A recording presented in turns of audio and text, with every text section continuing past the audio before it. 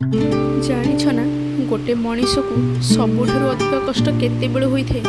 जेबे आमे आम फिलिंग्स को तांको बारंबार जणई थांती आउ शेष रे कांदी भी थांती आम आखिरे लुह झरी थाए आउ सेई मनीष आम लुह पोछिबा तो दूरर कथा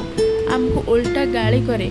सबु प्रोब्लेम को नहीं केवल आमको ही ब्लेम करि थाए आउ लुह पोछिबा बदल रे से आमको आहुरी कंदेई थाए तो सतरे बहुत कष्ट होई थाए अन्य को बुझे बुझे आमे निजे बुझी पारंतिनी कि काहाठारु जदि किछि आशा करिबा तो से आमको उल्टा बोका भाबिबो। हाँ मु इमोशनल होई थाए दरकार ठू अधिक सब किछि फील करथाए जदि बुझी पार तो हृदय को कष्ट भी दियोनी जदि मो हाथ रे थांता कि मु मोर इमोशन को कंट्रोल करि पारि थांती तो मो दुनियार सबुठु पथर हृदय मनीष होई थांती काहे कि ना एठी केही भी इमोशन को बुझी पारंतिनी ठीक कहली ना।